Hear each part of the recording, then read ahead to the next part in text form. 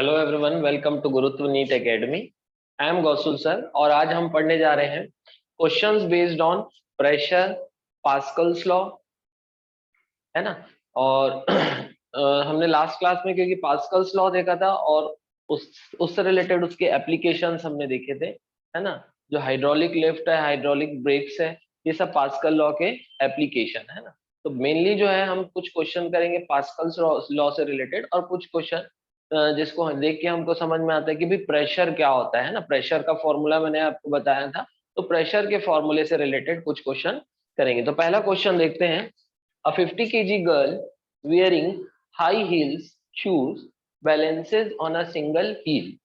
The heel is circular with a diameter 1 centimeter. What is the pressure exerted on the horizontal floor? अब जो girl है उसका wait कितना है 50 kg, लेकिन वो एक पैर में खड़ी है ना। क्या लिखा है?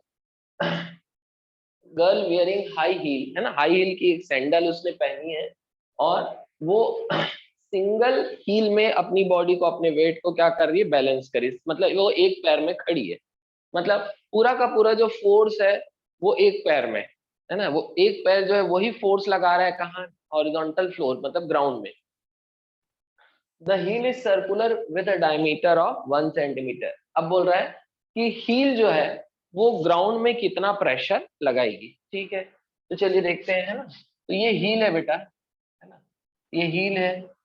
हील में, हील का जो डायमीटर आपको दिया हुआ है ना, ये इस हील के थ्रू ये गर्ल अपने वेट को बैलेंस करी है ना।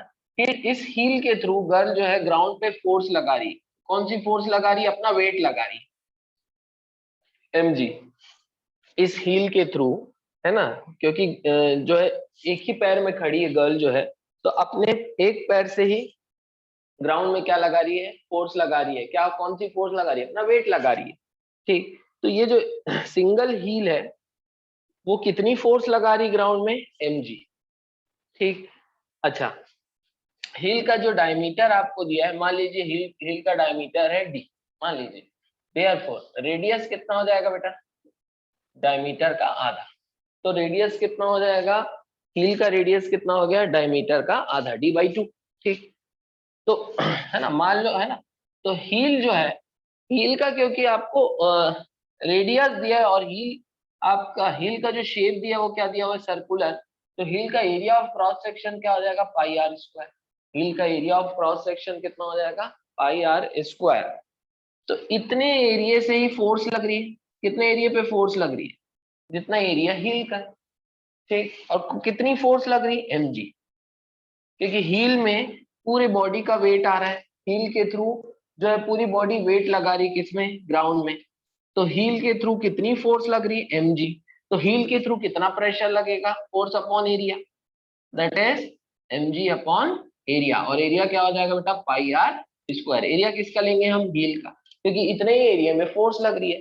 तो pressure exerted by a single heel on the horizontal floor will be weight of the girl upon area of the heel. इस फॉर्मूले के थ्रू हम क्या निकालेंगे? प्रेशर। इस फॉर्मूले के थ्रू हम क्या निकालेंगे? प्रेशर निकालेंगे। ठीक है, तो बेटा यहां तक आप लोग नोट कर लीजिए, इसको फिर मिटाऊंगा, इसके बाद हम इस फॉर्मूले को लेते हुए इसको सॉल्व करेंगे। ठीक है, यहां तक आप नोट कर लीजिए। चलिए आगे बढ़ते हैं बेटा। तो प्रेशर है force upon area, that is mg upon area of the heel, area of cross section of the heel, pi r square. Mass कितना दिया आपको? 50। जी को 9.8 लेना चाहिए, लेकिन हम सिंप्लीफिकेशन के लिए, है ना, क्योंकि दिया नहीं है, हम 10 ले लेते हैं। जी को हालांकि 9.8 लेना चाहिए, लेकिन हम 10 ले लेते हैं। तो 50 इंटू 10, ठीक है, अपॉन पाई की वैल्यू कितनी? 22/7 ले लो, या फिर 3.14 इंटू आर स्क्वायर। अब देखिए बेटा, डायमीटर आपको दिया हील का 1 सेंटीमीटर। ठीक, तो रेडियस कितना होगा? 0.5 सेंटीमीटर, है ना। इसको ध्यान देंगे, तो radius of heel is 0.5 centimetre. लेकिन क्या सेंटीमीटर ऐसा यूनिट है? तो सेंटीमीटर ऐसा यूनिट नहीं है, है ना। तो हमको क्या करना पड़ेगा? सेंटीमीटर को मीटर में कन्वर्ट करना पड़ेगा। तो यहाँ रेडियस कितना हो जाएगा बेटा? 0.5 इंटू 10⁻⁻2 मीटर। कितना हो जाएगा रेडियस? 0.5 into 10⁻2 metre. तो यहाँ पर इस फॉर्मूले में रेडियस की ये वैल्यू है, इसको यहाँ पुट करेंगे। है ना, mg मास हमको दिया है 50 kg, एसआई यूनिट में g को लेना है 10 अपॉन पाई की वैल्यू 3.14 इंटू रेडियस का स्क्वायर। तो रेडियस आपको इतना दिया, इसका स्क्वायर मतलब 0.5 इंटू 10⁻² का स्क्वायर, 0.5 इंटू 10⁻² का स्क्वायर। अब इसको बेटा हमको सॉल्व करना है, तो यहाँ से है ना एक काम करते हैं हम, पाई को 22/7 ले लेते हैं, तो सॉल्व करने में ज्यादा आसानी जाएगी। 22/7 ये आ जाएगा पाई, है ना।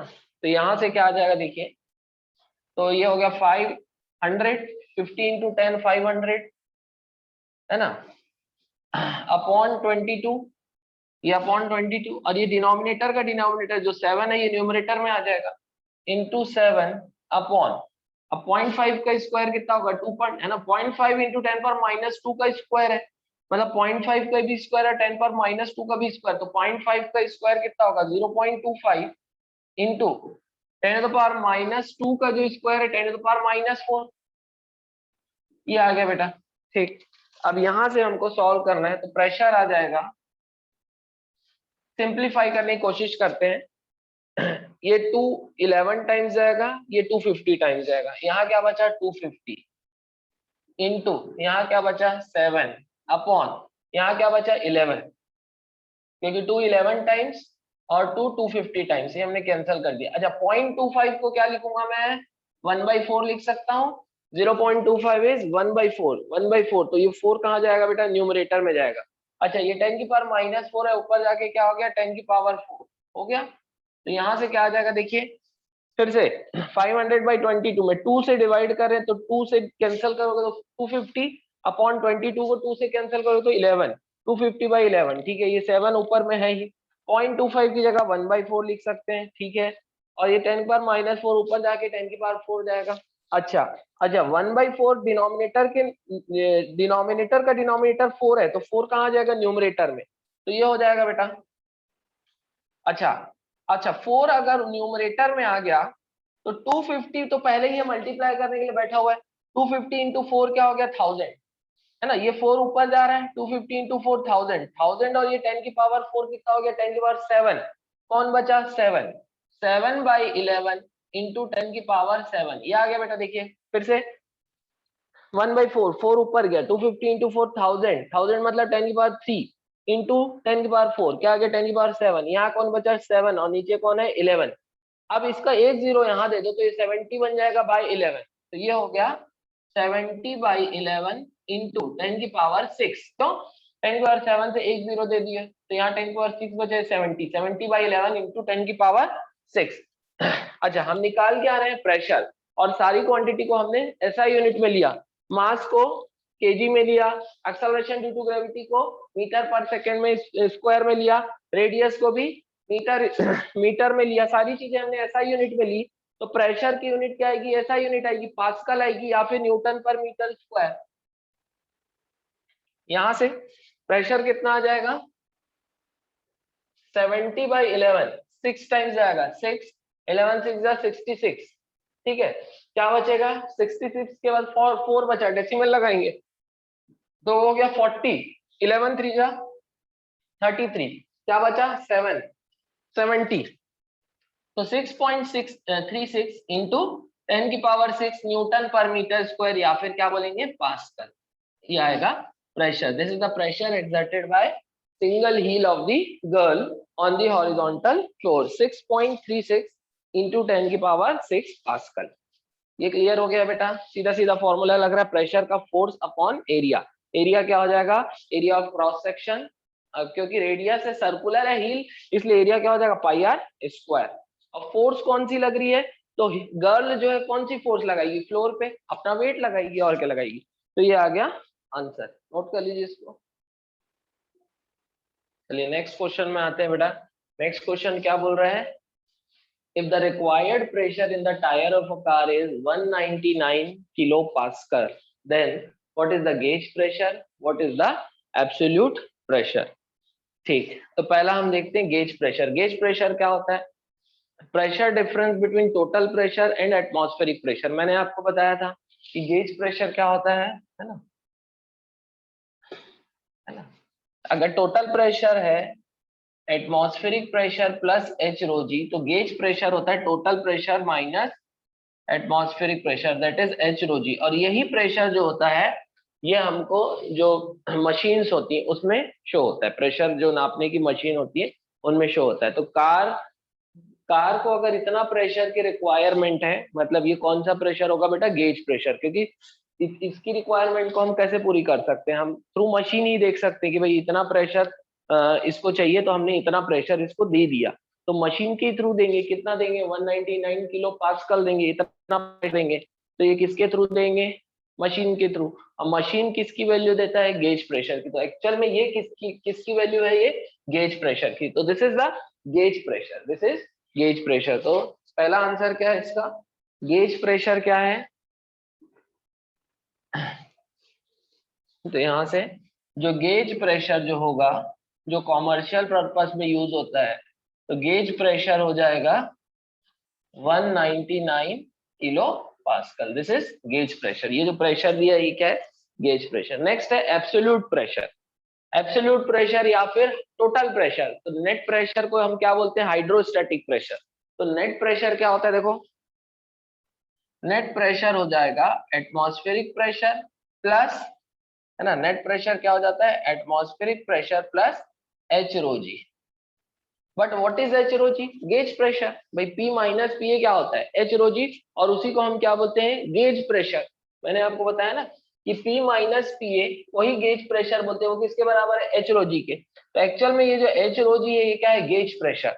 और एटमॉस्फेरिक प्रेशर की वैल्यू हमको मालूम है कितनी, मैंने आपको बताया था एटमॉस्फेरिक प्रेशर कितना होता है। Atmospheric pressure is the pressure exerted by atmosphere at sea level. Atmospheric pressure की वैल्यू होती है 1.01 into 10 power 1.013 into 10 power 5 pascal. तो यही एटमॉस्फेरिक प्रेशर की वैल्यू लेना है आपको। तो यहाँ से जो एब्सोल्यूट प्रेशर हो जाएगा ये होगा atmospheric pressure that is 1.013 into 10 की power 5 pascal plus H rho G that is gauge pressure. Gauge pressure कितना है, 199 किलो पास्कल, 199 किलो पास्कल। अब एक की यूनिट किलो पास्कल में है और एक की यूनिट पास्कल में, तो एक काम करते हैं इसको भी किलो पास्कल में कन्वर्ट कर देते हैं। इसको किलो पास्कल में कन्वर्ट करने के लिए यहाँ 10 की पावर 3 चाहिए।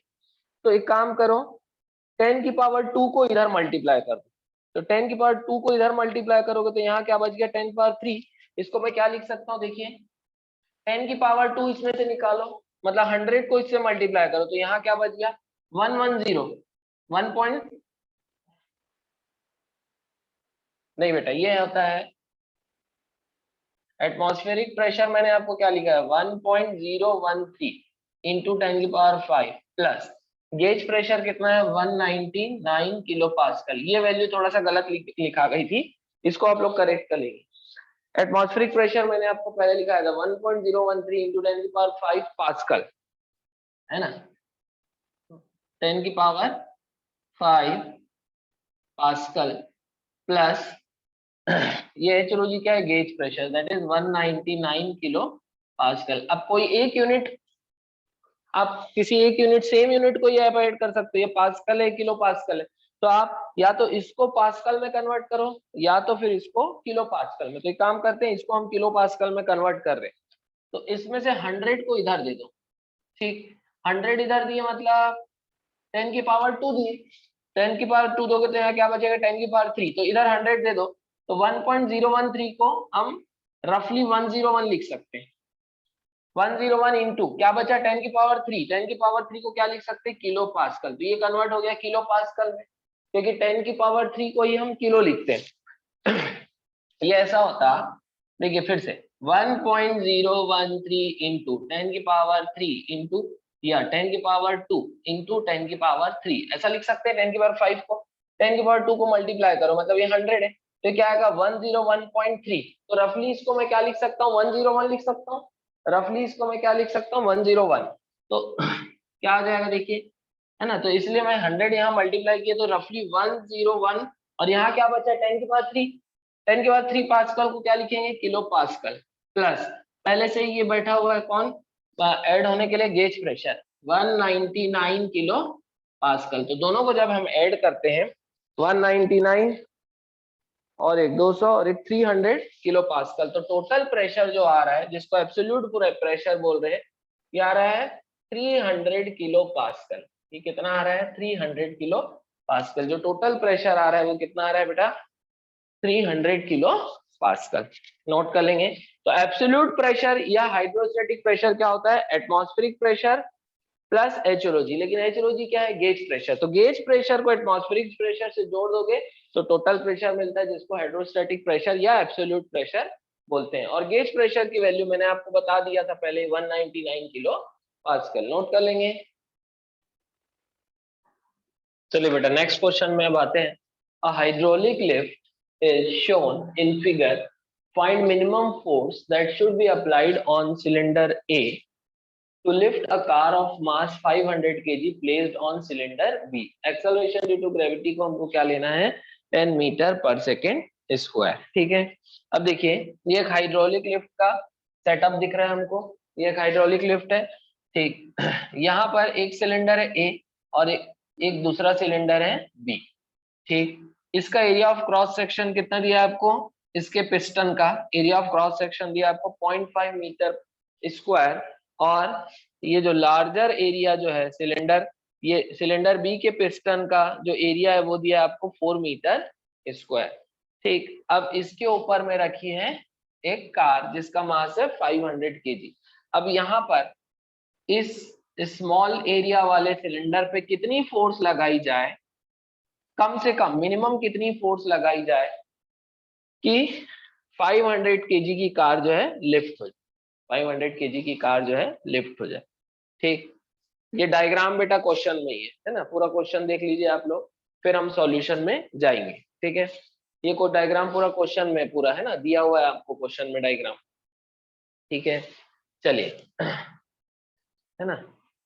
अब आप सॉल्यूशन में जाएंगे। चलिए बेटा अब सॉल्यूशन में जाते हैं।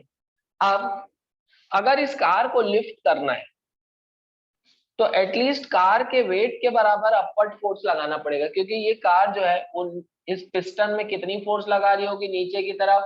इसके वेट के बराबर mg। ये डाउनवर्ड फोर्स हो गई। तो अगर हमको इस कार को लिफ्ट करना है तो मिनिमम कितनी फोर्स लगाना पड़ेगा हमको? मिनिमम कितनी फोर्स लगाना पड़ेगा? मिनिमम उतनी फोर्स लगाना पड़ेगा। मिनिमम कितनी फोर्स लगाना पड़ेगा? मिनिमम कार के वेट के बराबर। मैक्सिमम तो कुछ भी लगा सकते, मैक्सिमम ज्यादा लगाओगे तो और तेजी से ऊपर जाएगा, लेकिन कम से कम कितनी फोर्स लगाना पड़ेगा? तो वेट के बराबर। ठीक, अब क्या पूछ रहा है कि यहाँ पर मिनिमम कितनी फोर्स लगाएं कि ये कार ऊपर लिफ्ट हो जाए। तो बेटा मिनिमम फोर्स पूछ रहा है, तो इतनी फोर्स लगाएं, है ना? मिनिमम फोर्स इतनी हो जिसके कारण जो प्रेशर क्रिएट हो वो प्रेशर यहाँ पहुंचे, और वो प्रेशर के कारण यहाँ जो फोर्स बने वो किसके बराबर हो? mg के। क्योंकि कम से कम हमको यहाँ जनरेट होने वाले प्रेशर से कम mg के बराबर फोर्स चाहिए। तो मिनिमम कितनी फोर्स लगाना है यहाँ पर? मिनिमम इतनी फोर्स लगाना है जिसके कारण जो प्रेशर बने उस प्रेशर के कारण इस पिस्टन में कितनी अपवर्ड फोर्स लगे? Minimum mg। कितनी अपवर्ड फोर्स लगे? mg। ठीक, तो सपोज मिनिमम कितनी फोर्स लगा रहे हैं हम? F। सपोज मिनिमम कितनी फोर्स लगा रहे हैं इस पिस्टन में? F। तो यहाँ जो प्रेशर क्रिएट होगा वो कितना हो जाएगा? Small f by small a, क्योंकि यहाँ का एरिया स्मॉल a से डिनोट कर रहा हूँ। तो यहाँ कितना प्रेशर क्रिएट हो रहा है बेटा? स्मॉल f की वैल्यू हमको नहीं मालूम है। ठीक, लेकिन एरिया कितना दिया आपको? 0.5 मीटर स्क्वायर, ये ऐसा यूनिट में। तो इतना प्रेशर यहाँ क्रिएट होगा, और ये प्रेशर सफिशियंट होगा किसको? ये प्रेशर इतना सफिशिएंट होगा कि वो कितनी वेट प्रोवाइड करे, कितनी अपवर्ड फोर्स प्रोवाइड करे? ये प्रेशर सफिशिएंट होगा टू प्रोवाइड mg। कितनी फोर्स प्रोवाइड करे वो? एटलीस्ट mg, इतना वो सफिशिएंट होगा। तो मिनिमम फोर्स F लगाने से हमको अब पास्कल्स लॉ क्या बोलता है कि अब ये जो प्रेशर है ये पूरा लिक्विड में तैरते हुए जाएगा, पास होगा, हर जगह ट्रांसफर होगा, और यहाँ भी लगेगा। ठीक, अब यहाँ भी लगेगा, तो यहाँ प्रेशर इनटू एरिया, इस पिस्टन का एरिया और ये प्रेशर, ये मिलके यहाँ पर क्या बनाएंगे? फोर्स।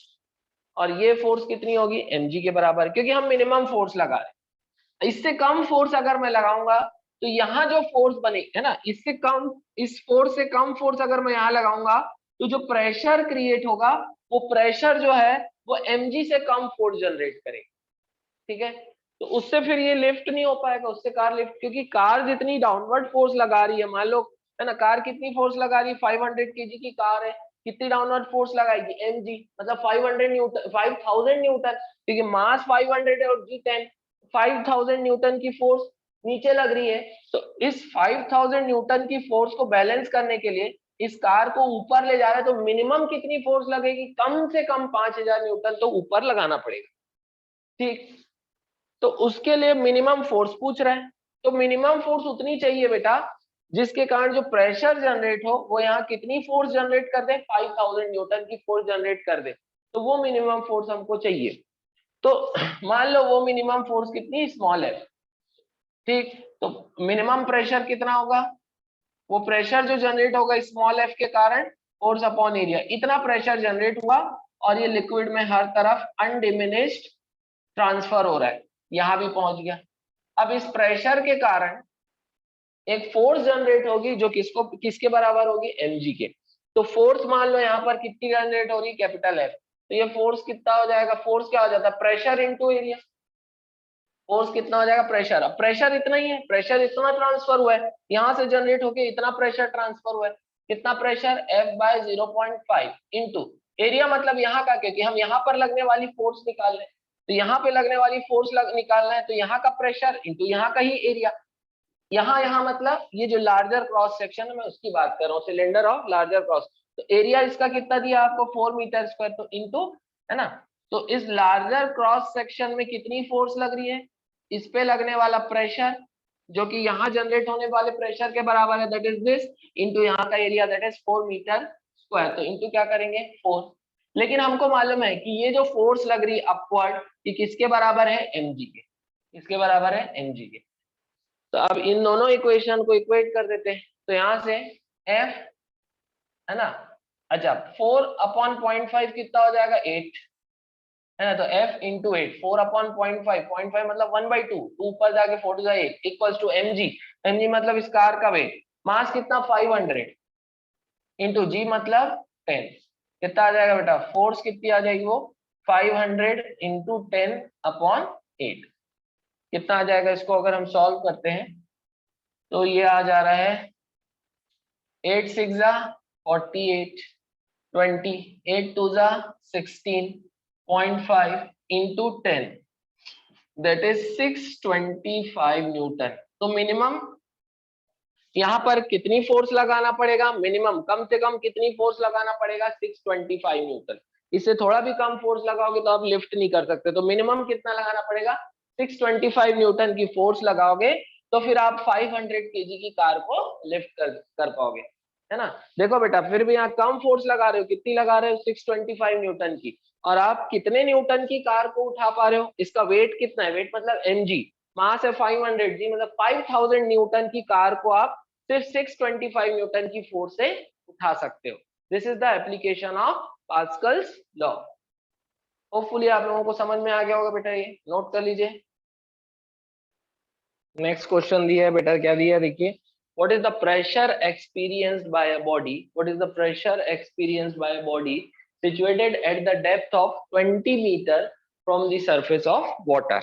एक बॉडी जो है है ना, कोई भी एक ऑब्जेक्ट है, ठीक है, जो वाटर के सरफेस से 20 मीटर नीचे, वो कितना प्रेशर एक्सपीरियंस करेगी। एक density of water is 1000 kg per metre cube, acceleration due to gravity is 10 metre per second square and ignore atmospheric pressure. यहाँ पर हमको एटमॉस्फेरिक प्रेशर को काउंट नहीं करना है, तो ठीक है चलिए देखते हैं, सॉल्यूशन में आते हैं। ठीक है, ये सरफेस ऑफ वाटर है बेटा, ठीक है, इसके ऊपर में एयर है, एटमॉस्फेयर है, जो प्रेशर डालती है एटमॉस्फेरिक प्रेशर पी है, लेकिन हमको इसको इग्नोर करना है, ठीक। यहाँ से एक ऑब्जेक्ट है, सरफेस से कितना डेप्थ नीचे, इसको मैं h हाइट से डिनोट करूंगा, क्योंकि यहाँ से अगर मैं बोलूंगा तो सरफेस से कितना हाइट ऊपर, h हाइट ऊपर, जो कितना दिया आपको 20 मीटर। तो ये जो ऑब्जेक्ट है ये सरफेस से कितना नीचे है, 20 मीटर नीचे। तो अब इसमें कितना प्रेशर लगेगा, तो टोटल प्रेशर एक्चुअल में होता है, टोटल प्रेशर एक्चुअल में होता है atmospheric pressure plus pressure exerted by h height of water column that is h rho g, ये होता है। लेकिन क्वेश्चन में हमको क्या दिया है कि इग्नोर एटमॉस्फेरिक प्रेशर, मतलब एटमॉस्फेरिक प्रेशर को जीरो ले लेते हैं, तो यहाँ से टोटल प्रेशर कितना हो जाएगा h रो g। अगर क्वेश्चन में आपको दे दिया भाई इग्नोर एटमॉस्फेरिक प्रेशर, तो अड़ने से कोई मतलब है नहीं, तो सीधा सीधा टोटल प्रेशर कितना लेंगे h रो g। तो net pressure experienced by an object situated at a depth of 20 meter from the surface is h rho g। तो नेट प्रेशर हो जाएगा h इज the height of water column, मतलब इसके ऊपर कितने पानी का बोझा है, 20 मीटर हाइट का बोझा है, तो क्या लिखेंगे हाइट की जगह 20 मीटर एसआई यूनिट। डेंसिटी भी प्रॉपर एसआई यूनिट में केजी पर मीटर क्यूब 1000 लेना है, into acceleration due to gravity की वैल्यू कितनी है 10। तो यहाँ से प्रेशर कितना एक्सपीरियंस करी बॉडी, देखो 1 0 और 3 0, 4 और 1 5, मतलब 2 इंटू 10 की पावर 5 न्यूटन पर मीटर स्क्वायर। इसी को हम क्या बोलते हैं बेटा pascal. This is the pressure experienced by an object which is situated at a depth of 20 metre below the surface of water. तो बेटा समझ में आ गया आप लोगों को, होपफुली समझ में आ गया होगा। प्रेशर का फॉर्मूला ये होता है, लेकिन क्वेश्चन में आपको एटमॉस्फेरिक प्रेशर को इग्नोर करने बोला है, तो हमने इग्नोर कर दिया, तो नेट प्रेशर एच रो जी आ गया, कितना आ गया 2 इंटू 10 की पावर 5 पास्कल। नोट कर लेंगे इसको, ठीक है बेटा। अभी एक क्वेश्चन है डेली लाइफ से रिलेटेड है, मतलब हमारी बॉडी से रिलेटेड है, कि why the blood pressure in humans is greater at the feet than the brain, मतलब ब्रेन में ब्लड प्रेशर कम होता है एज कंपेयर टू फीट, हमारी फीट में प्रेशर ज्यादा होता है।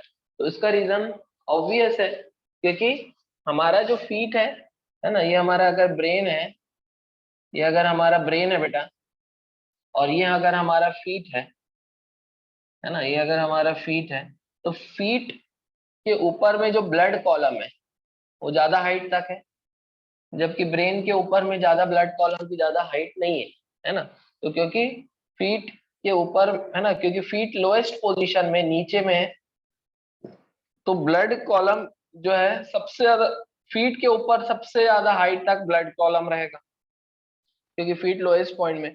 तो इसने सबसे ज्यादा बोझा उठाया ब्लड कॉलम का, और इसने सबसे कम उठाया। तो क्योंकि इसने सबसे ज्यादा बोझा उठाया, मतलब यहाँ से इसकी हाइट जो है ब्लड कॉलम की सबसे ज्यादा है ना, इस पॉइंट से सबसे ज्यादा हाइट तक ब्लड कॉलम है, इसलिए सबसे ज्यादा प्रेशर यहाँ लगेगा, और ब्रेन हाईएस्ट पॉइंट में। तो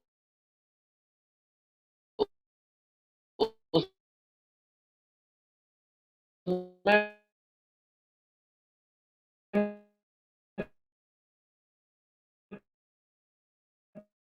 ब्लड कॉलम की हाइट उतनी ज्यादा है पर फीट से। The height of blood column in human body is more at feet than at brain. Brain के कंपैरिजन में फीट से है ना, पैरों से, पैर जो है सबसे ज्यादा, पैर के ऊपर में ब्लड कॉलम की हाइट सबसे ज्यादा है। Therefore, the blood pressure in humans is greater at the feet than at the brain। आ रहा है ना समझ में। इसको आप मान लो सरफेस ऑफ वाटर है ना, तो फीट सबसे नीचे होगा, तो क्योंकि ये सबसे नीचे है, तो सबसे ज्यादा इसके ऊपर जो ब्लड कॉलम है वो बहुत ज्यादा हाइट तक गया, ऊपर तक जाएगा। तो इतनी ज्यादा हाइट का ब्लड कॉलम जो है फीट पे क्या लगाएगा, प्रेशर लगाएगा। तो सबसे ज्यादा प्रेशर कहाँ होता है, फीट में। नोट कर लेंगे बेटा इसको।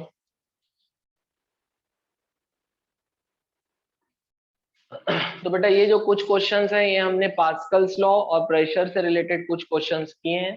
तो क्वेश्चंस है ना, तो ये लेक्चर हम यही खत्म करेंगे। अब नेक्स्ट लेक्चर में हम पढ़ेंगे विस्कोसिटी, है ना, विस्कोसिटी देखेंगे, टाइप्स ऑफ फ्लो देखेंगे, है ना, लेमिनार फ्लो देखेंगे, टर्बुलेंट फ्लो देखेंगे, फिर बर्नौलीज इक्वेशन में जाएंगे, फिर उससे रिलेटेड हम जो उसका थ्योरम है उसको डिराइव करेंगे। ठीक है, तो आज के लिए इतना ही है ना, इस लेक्चर के लिए इतना ही है। अब क्लास को ऑफ करते हैं, नेक्स्ट लेक्चर से फिर हम कंटिन्यू करेंगे बेटा।